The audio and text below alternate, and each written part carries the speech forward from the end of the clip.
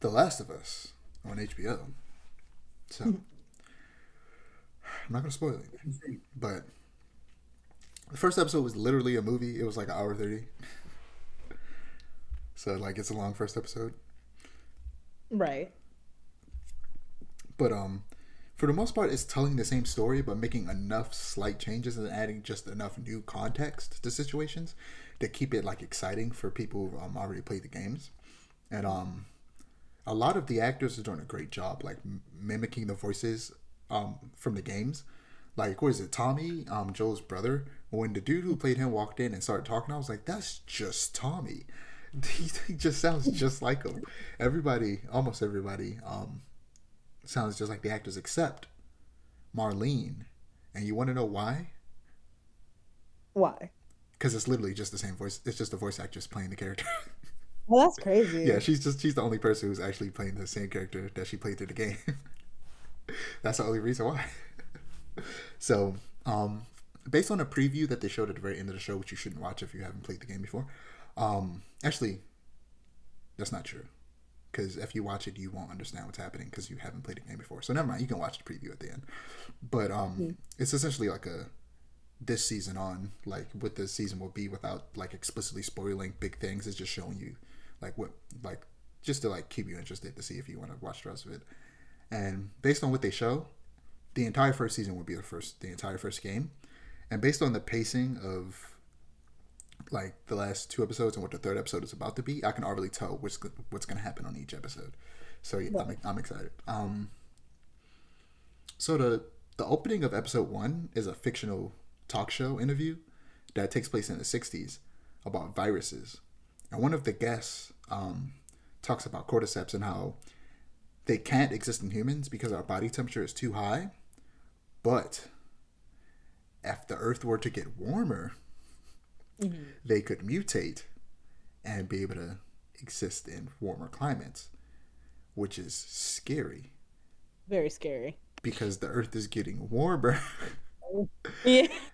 and they could mutate and exist in warmer climates. We could really have a zombie apocalypse, and that would suck.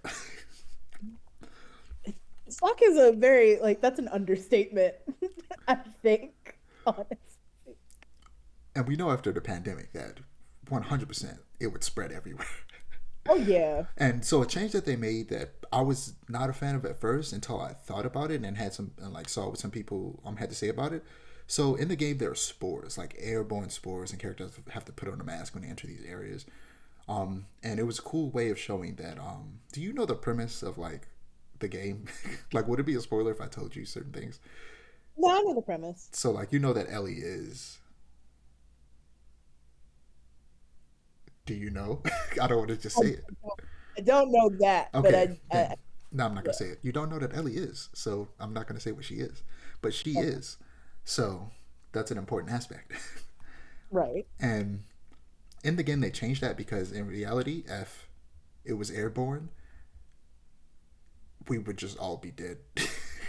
For real. Because like you could very easily mistakenly walk into a room with it without knowing, and you're infected. That's it. Whereas in a Yeah, video, whereas in a video game, it doesn't matter. In real world, like you would just be dead. So instead, they did something else that actually made it that you couldn't do in a video game, but you can do in a show. So they did a reverse, where it's funny enough, it's very similar to Strange Things. It's a hive mind because uh, mushrooms like burrow in the ground and like connect to each other like across like miles. So you can make a mistake and step on either kill infected that's connected to the ground through the I forget what they call them the mycelium I think, yeah. or you could like step on it by mistake and you could alert uh, every zombie within a certain radius and they'll know exactly where you are, which is Mm, something you couldn't do in a game because that would get real frustrating and really annoying really really? fast if you had Yeah. to avoid stepping on stuff. That would get real annoying real quickly. So like there's actually is a mission in the first game where you do that and a lot of people don't like that part of the game. It's like there's glass on the ground, you have to hide from this person, and if you step on the glass they'll know where you are and like chase you, and people don't Right. like that part of the game. I personally didn't have a problem with it because it was essentially a boss fight, so it's not like it was like a permanent gameplay thing. Yeah. But just based on that fact, you can tell that people wouldn't have liked it if it was a hive mind and you stepped on something and they were all just after you. But it works really well for the suspense in the game. And yeah, I've told you this off pod, but like a very specific character, they actually, I feel like they handle that character and their story better in the show than they did the game. So I'm excited to see how they do all the other characters as well. Mm, hmm. And I don't know if they're going to do this every episode. Or actually, at this point, I feel like they will. But at the beginning of the second episode, they also go to a separate thing that's connected, but separate from the main story, where it's like a lady who in Indonesia, she's like a scientist of some kind, and they are getting her to like study the cordyceps, and she essentially tells them like, "Oh, well, we're all dead. The only thing you do is bomb the city and stop it from spreading because we cannot make medicine for this. It's over for everybody." Right. It's crazy. The show's great.